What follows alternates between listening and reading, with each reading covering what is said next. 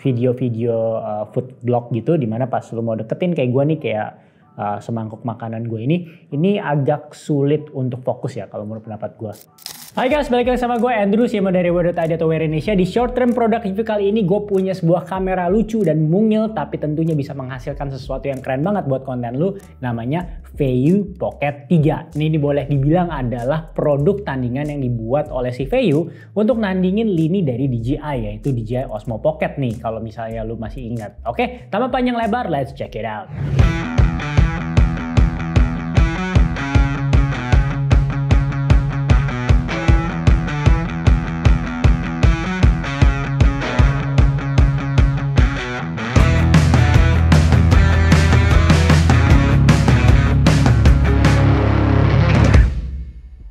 Oke, langsung aja kita ngomongin desain and material. Tapi sebelum lebih lanjut, gue bakal kasih tahu lu kelengkapan kalau misalnya lu beli yang namanya combo kit. Jadi yang di depan lu ini kurang lebih ya. Ini gue ada kabel-kabelnya, gue kasih lihat nih.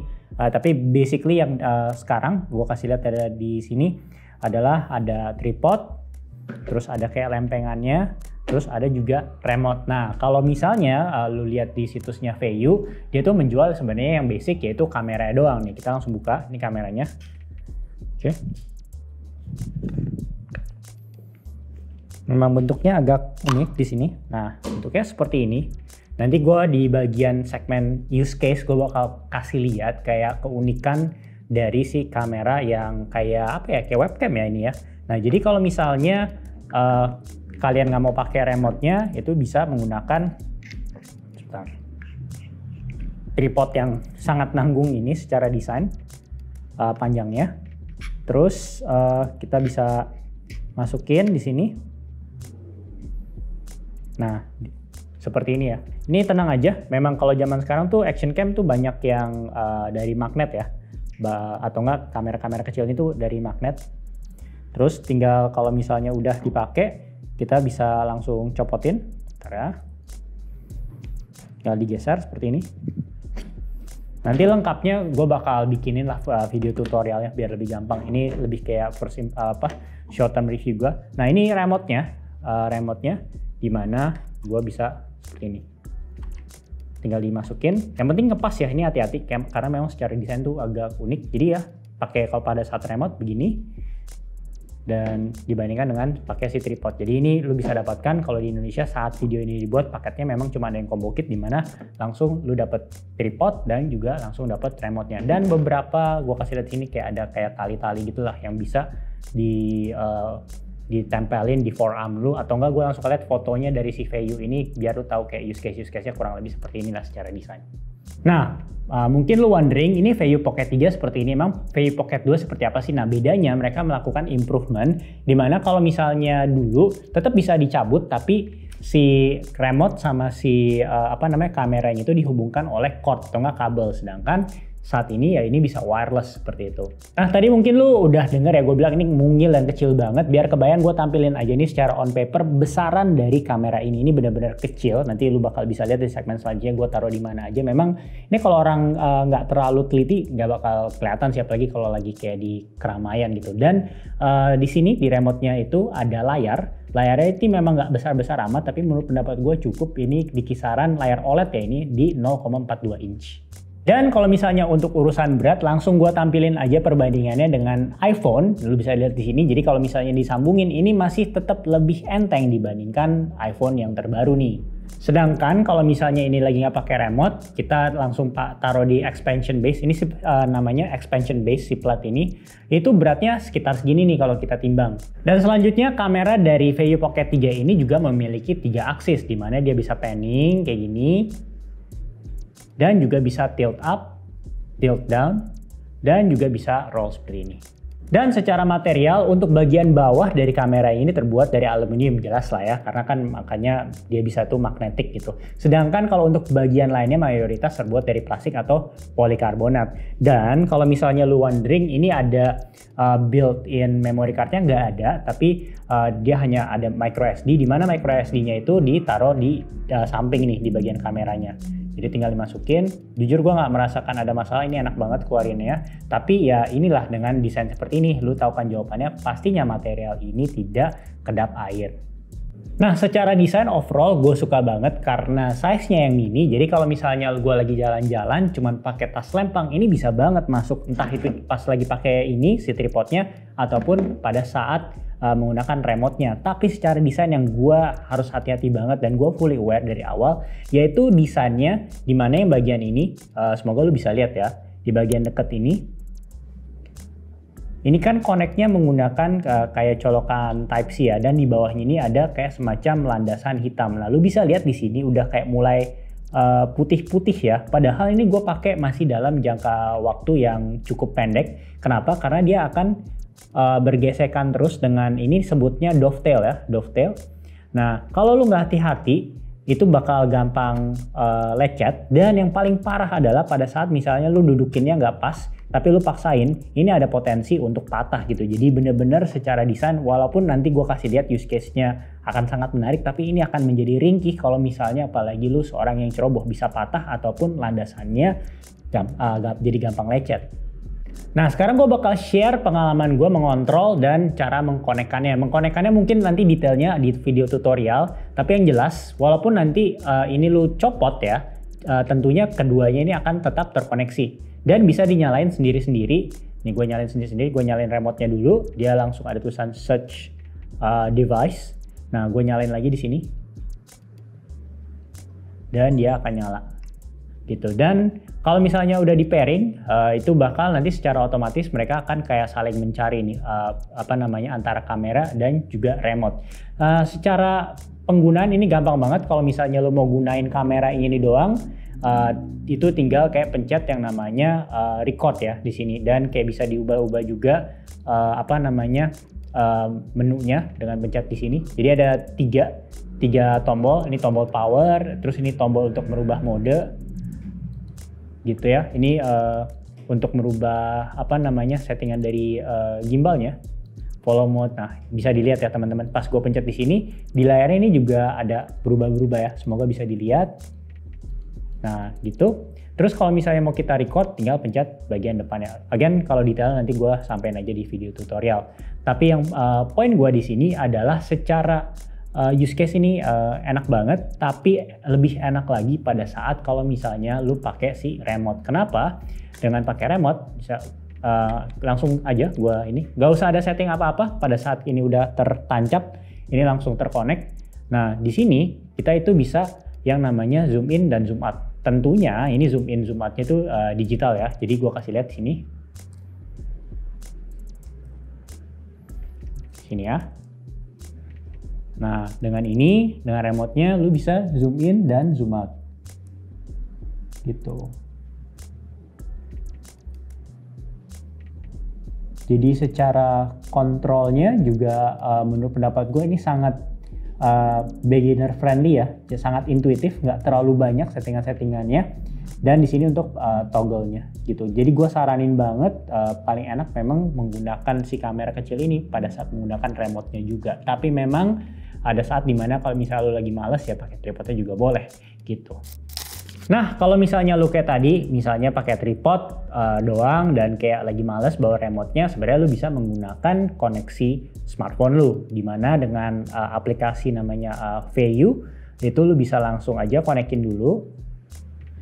Nah, tapi menurut pendapat gue ini agak sedikit takes time sih. Jadi menurut gue juga dalam hal speed atau kecepatan untuk connect itu lebih enak menggunakan si remote VU Pocket 3. Tapi gue kasih lihat aja ini kalau misalnya menggunakan HP seperti apa. Ini seperti ini. Oke, join. Jadi ini ya mereka tuh berkomunikasi menggunakan WiFi ya, gitu.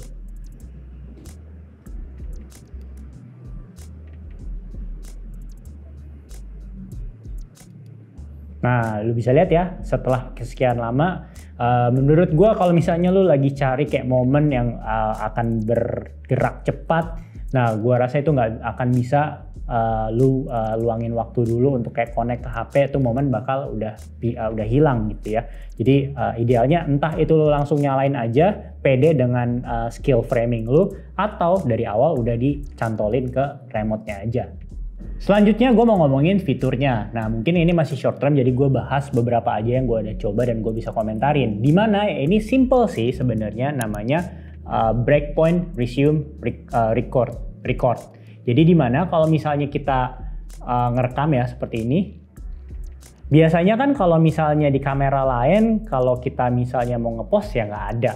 Adanya opsinya stop dulu dan akhirnya menjadi video file yang baru. Nah teman-teman lihat di sini, gue misalnya tetap masih mau videonya ini, gue cukup, maaf ini stop, jadi sebentar.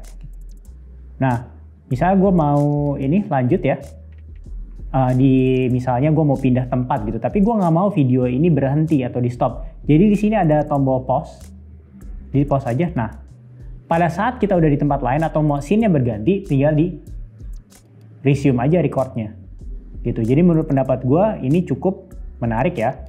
Jadi kita kasih lihat lagi. Nah ini pause, nyala, pause, nyala. Itu terdengar simple, tapi menurut pendapat gue dalam proses pembuatan konten lu, hal sekecil ini bisa membantu efisiensi atau efektivitas dari archiving video-video lu.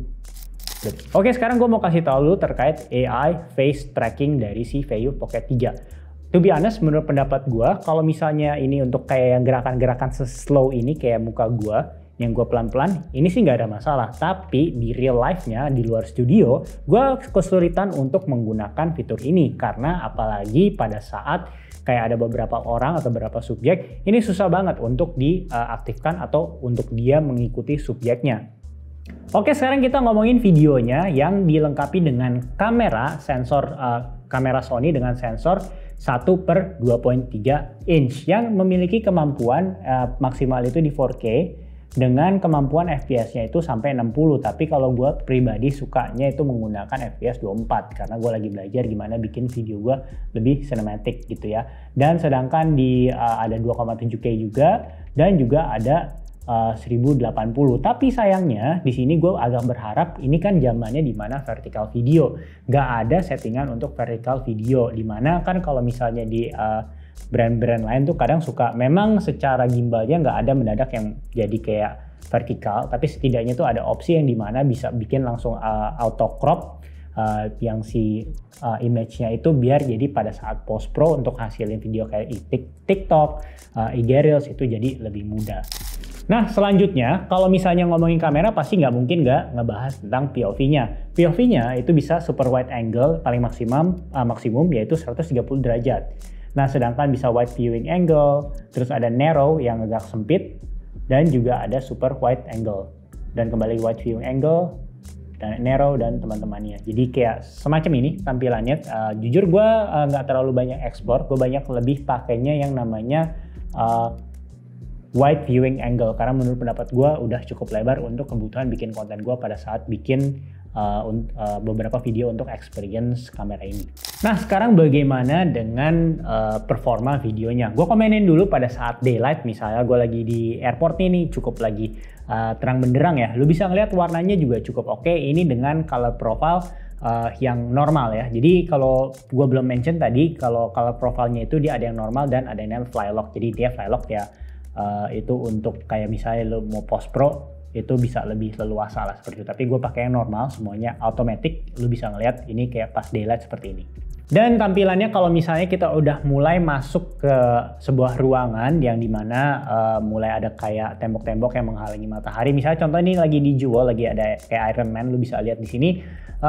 Ya performanya menurut pendapat gue masih oke ya di airport ini. Masih oke, not bad. Dan bahkan pada saat gue ada jalan, kalau nggak salah ini di Bugis Street atau di mana lah ya, di mana itu kayak banyak tempat makanan yang ada lampu-lampunya. Menurut pendapat gue ini cukup oke loh. Jadi boleh dibilang pada saat ya malam hari atau udah nggak ada sinar matahari, asalkan masih ada cahaya-cahaya di sekitar subjek atau objek lu, menurut pendapat gue masih cukup aman.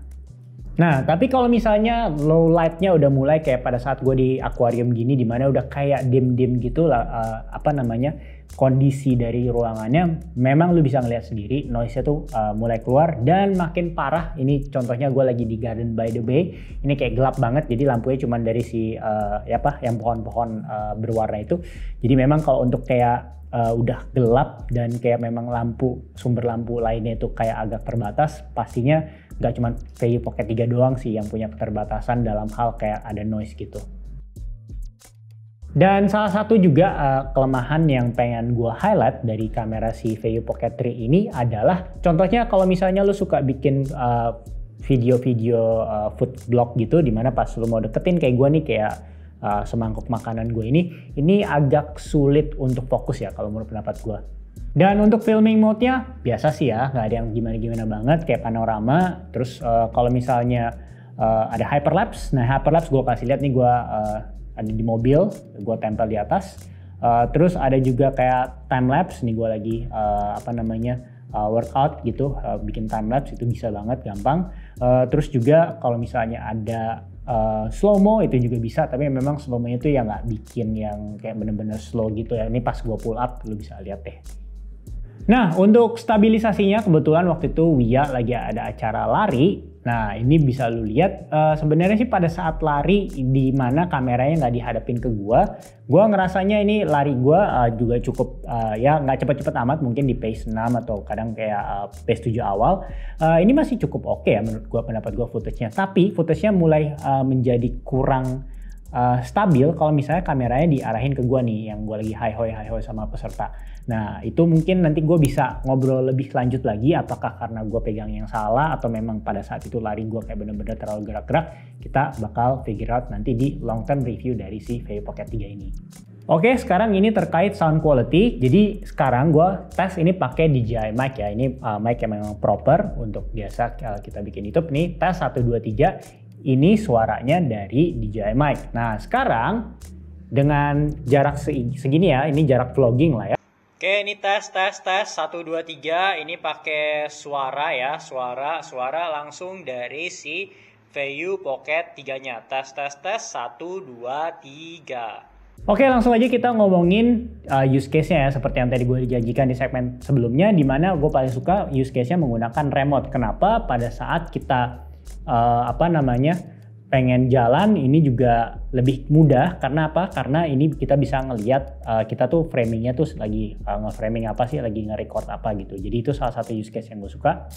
Nah, use case yang gue suka banget lagi, kebetulan gue tipikal orang yang suka bikin video pada saat gue workout. Tapi biasanya kalau misalnya pakai smartphone ya gitu-gitu aja angle-nya. Nah, tapi contohnya nih pas gue lagi pull up ya, gue bisa tempelin ini ke permukaan rig yang buat gue biasa olahraga, dimana bisa ditempelin di samping seperti ini, dimana gue tinggal pull up dan ya udah itu dia tempel dan bisa memberikan angle atau perspektif atau POV yang lebih menarik biar konten gue juga bisa lebih dinikmati secara lebih menarik lagi lah gitu.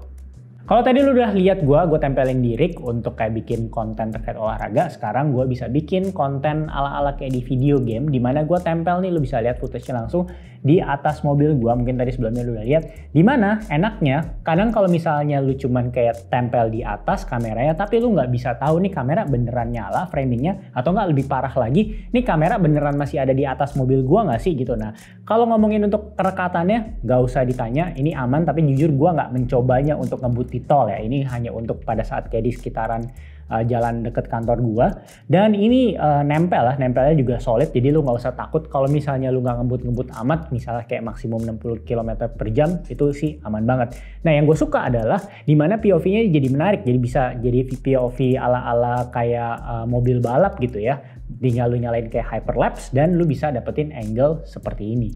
Dan use case lainnya yang belum gue coba, mungkin nanti di video long term bakal gue coba, yaitu itu ditempelin di forearm. Tapi karena belum gue coba, gue tampilin ini fotonya dari website si VAIO. Dan sekarang ngomongin baterainya, tapi kalau secara on paper gue langsung tampilin aja. Nah, secara on paper tuh intinya 60 menit 1083 fps itu up to bisa ya. Tapi sepengalaman gue lebih suka pakai 4K-nya, yaitu pada saat 4K 30. Kita ngomongin kamera ininya dulu ya.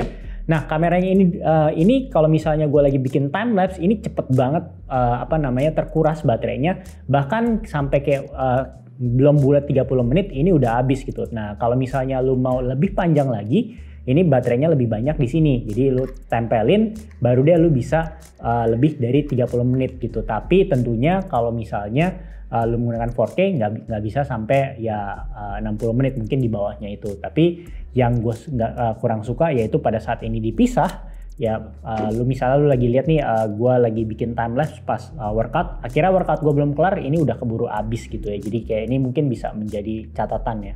Dan untuk charging time-nya ini tinggal dicolok aja. Jadi cukup dicolok pada saat dia connect. Misal dia udah connect kayak gini. Jadi nggak usah dua-duanya dicolok ya teman-teman. Cukup remote-nya aja. Colok remote-nya aja, maka kedua bagian baik si remote ataupun kamera juga udah tercharge. Tapi memang charge-nya ya lumayan 1,5 jam. Oke, jadi apa kesimpulannya? Plusnya menurut pendapat gue ini merupakan kamera yang handy banget kalau misalnya lu lagi traveling, yang lu pengen ya menghasilkan konten tapi jangan sampai lupa untuk menikmati tripnya sendiri. Dan ini juga enak banget untuk ditempelin di mana-mana. Misalnya ini yang gue kasih lihat lagi, misalnya pas lagi gue ke Singapura, gue ada tempelin di random tempat kayak gini di pinggir jalan untuk mendapatkan POV yang lebih menarik. Selain tadi gue udah kasih lihat lu bisa tempel di mobil, bisa tempel di angle-angle yang lebih menarik kayak misalnya di rig untuk pull up. Nah itu menurut pendapat gue nilai plus banget karena banyak banget kala dimana misalnya dulu gue pakai DJI Osmo Pocket misalnya yang pertama itu ya angle-nya jadi agak terbatas karena dia tuh nggak bisa hinggap di mana-mana layaknya si Pocket 3 ini.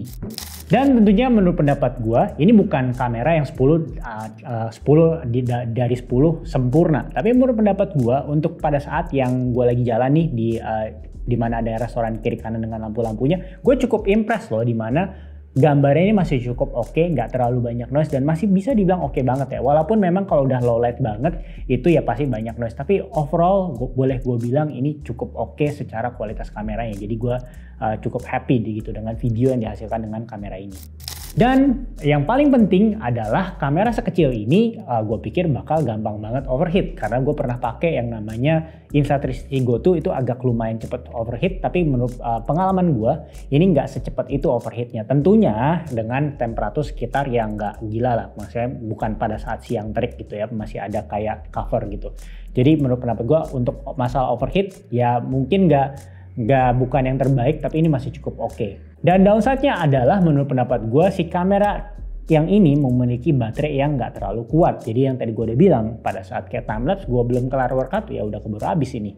Dan kalau misalnya gue boleh kasih highlight lagi terkait bagian negatifnya adalah ya walaupun ini enak bisa dicabut-cabut tapi mekanisme untuk kayak cabut pasangnya ini yang bikin gua ngeri. Takutnya yang tadi gue dibilang pada awalnya yaitu entah itu colokan USB Type-C-nya patah ataupun di bagian base-nya itu menjadi lecet kalau sering kegesek-gesek. Oke, segitu dulu aja short term product review dari VAIO Pocket 3. Tenang aja, gue bakal bikin video follow up-nya di mana yang lebih long term sehingga bisa memberikan gambaran yang lebih holistik sehingga lu bisa menentukan apakah si kamera ini memang bisa memenuhi kebutuhan bikin konten lu. Nah, ngomong-ngomong untuk memenuhi kebutuhan bikin konten lu, kalau misalnya lu mau support lebih dari like, share, dan komen, lu bisa juga membeli produk ini yang linknya gue taruh di description box dari setiap video yang ada di YouTube channel ini. Nggak cuma ini aja, ada video-video lain yang membahas produk lain, itu lu juga bisa beli sebagai bentuk apresiasi atau bentuk support untuk channel ini agar terus berkembang. Dan kalau misalnya mau support lebih lagi, kebetulan dia juga sedang mengembangkan yang namanya apparel, namanya One More, yang mengkhususkan diri untuk cross training dan juga lari. Gue Andrew and until next time.